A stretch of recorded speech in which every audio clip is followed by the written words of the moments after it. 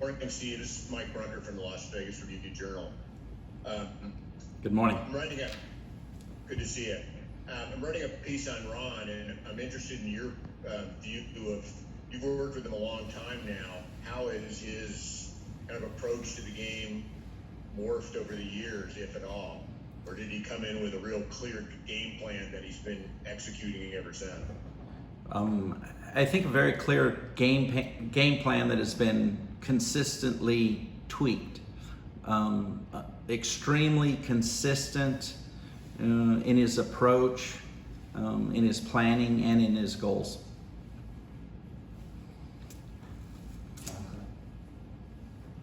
John? Did you work with his dad at all? I did have when I first started training, I did have some Winchell horses when his father was still around for several years when I first started training. My introduction to him, though, was when I was working for my parents at the training center in Laredo, and we started a lot of their young horses. So Ron McAnally was their lead trainer then, and just Hall of Famer, wonderful guy, and was just obviously got to be involved with those horses at the early stages, and Ron would send us a few back into the Midwest to run that he had had previously. John Clay? Hey Steve, thanks for doing this. Ron mentioned that when you guys got this horse, when you bought this horse, you really liked him. What did you like about Epicenter when you first got it? Well, I think, Ron gets us a lot of wonderful chances every year. I think what made Epicenter stand out a little bit was how he moved. Just even at a slow gear, he is best described as a slinky. He's just extremely fluid and a great mover. WBKO here. Thank you for taking the time to take questions. Yes, ma'am. Talk to me a little bit about your journey to kind of, get that coveted Kentucky Derby. I know that it's been quite, the time that you've been a trainer. Talk to us a little bit about going into this one. It's well documented. I'm 0 for 23 in the Derby. I've run some Hall of Fame horses in it, Curlin and Gunrunner, both of those ended up third, and then going on to be champions and horses of the year. I think the difference with Epicenter this year is he's going faster sooner than they were, and that in itself makes this year's running of the Derby different for us. And now my follow-up to that, how does it feel? I know I asked Ron this, and he had a different response, but how does it feel to kind of represent South Central Kentucky in this big stage? There's so much pride involved with getting to run a horse in the Kentucky Derby.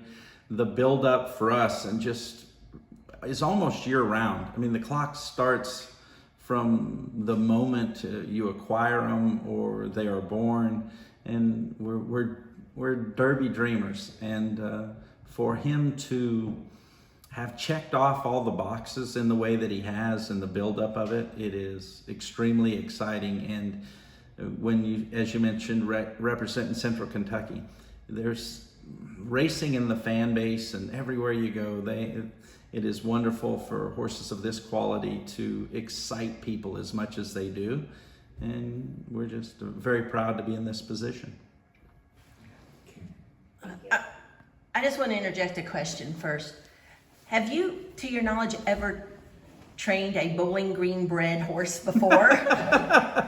Well, we're going to go with yes, absolutely. With as many as we've run, we've had to have some Bowling Green ones, but not one of this notoriety. Hey there, Steve. Appreciate the time you're taking with us this morning.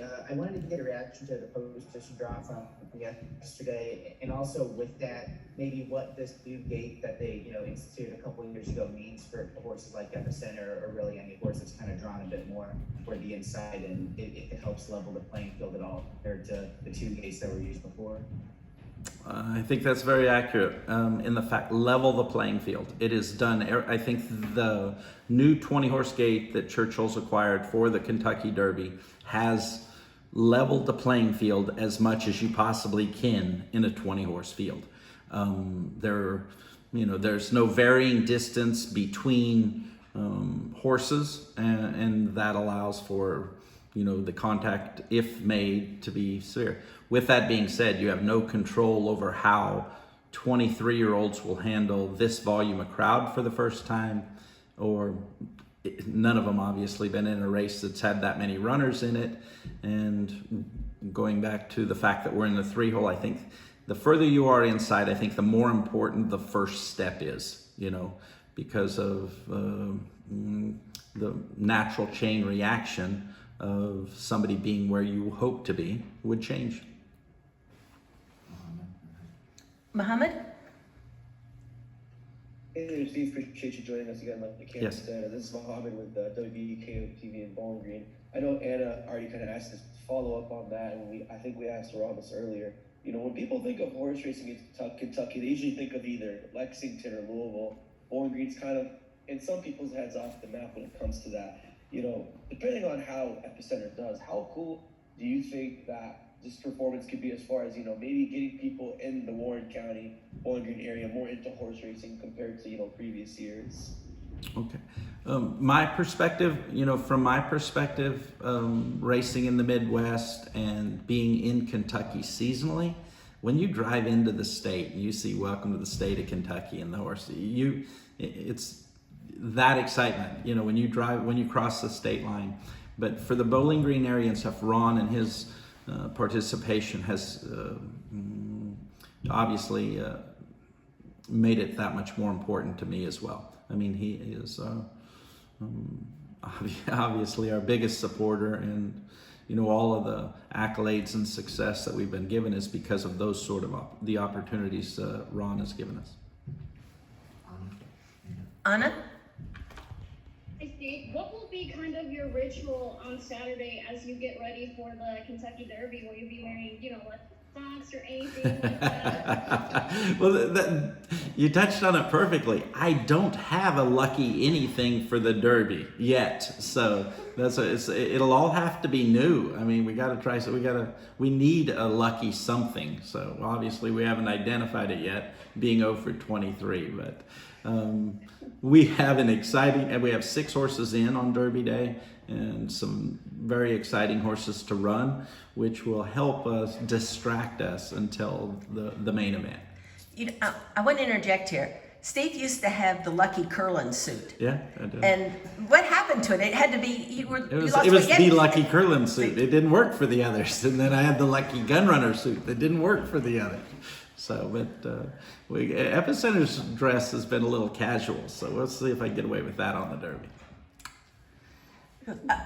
You have one of your sons here, Steve. Yes. And I heard a story from Mike Harris, one of the breeders, that one of your sons and his son, I think it was Tyler, were in line waiting on a hamburger at the Keeneland sale, and the conversation started up and about,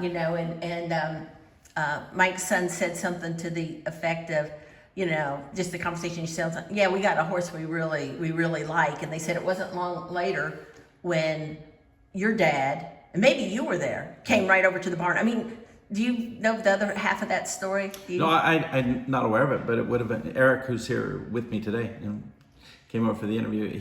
We had looked at Epicenter, and he was later in the catalog than Ron typically buys from, but he was a standout for that section of the sale. And Dr. Lambert and his crew came out and did the makeup on him and inspection. And David Fisk came out and purchased him. But Epicenter was worthy of everybody coming back to see. For some of the people on the call who might not be that experienced with the sales, the Keeneland sale, there's like 4,000 yearlings sold. And the farther back you go later in the sale, usually there's a corresponding price compared to with the most expensive horses in the front. But you worked those sales hard, you and your family. I think that no stone unturned. You know, I mean, what wouldn't you do to be in this position? And knowing, being involved in horse racing, it's what you make of the opportunities. It's not decided before it happens. You mentioned this Keeneland sale, it's a perfect example of it. 4,000 head cataloged, probably 6 different books.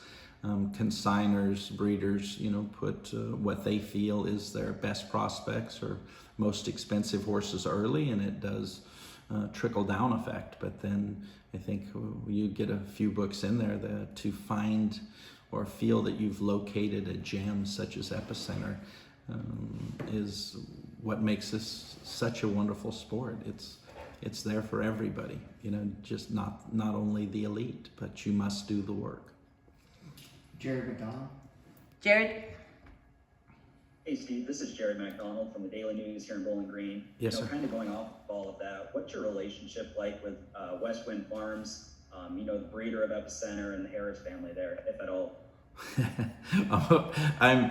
The relationship is, I'm a huge fan of the horses they raise. But it's all dependent on Epicenter. He's a very special horse. He's been a standout from day one. They knew it then, and he's proven it. And that, I think that is the special part. You know, when you're around these horses, I think them going back considerably further than me. You know, when they get you foal out something. I grew up on a horse farm in South Texas and stuff, and you foal out, and you have an opinion immediately. I mean, you're the second you lay eyes on them, who are you going to be, how good are you going to be, and where do you end up? And for them to, I'm sure, the pride that they have in their opinion of this one's better than the rest and stuff. But looking at Epicenter at Keeneland when they were showing him, body language, everything. He was their favorite. They liked him. They felt they had a good one, and I'm very proud that Epicenter's proved that they were right. John? Hey, like yourself, Ron's been in this for a while. His family's been in it for a long time trying to win this race. But what do you think it would mean to him to finally win the Kentucky Derby? We've discussed it, you know, obviously, and we've been in it and been very fortunate to be in it at a very high level, and for us to have champions and Breeders' Cup winners and things of that nature. We would we very much crave, want, and are pursuing a Kentucky Derby winner. I got another question for Steve.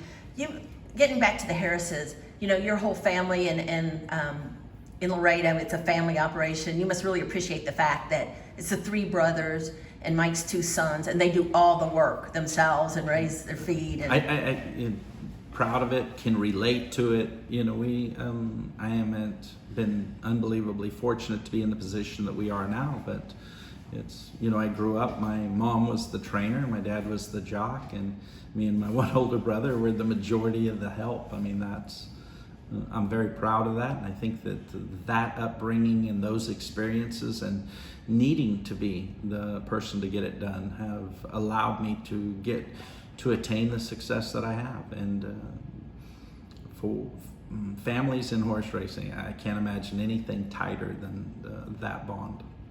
And you know that in racing, anybody that ever touched a horse, it's their horse going on forever. And so for this family, I understand that so much. You know, you're just, and I think what everybody involved with the horses, their goal is for everybody else to feel the same way they do about that horse. and you said at the draw, I don't know if somebody started by asking, you surprised you're not the favorite or something like that, and you said, I'll be surprised if the horse doesn't win. Right.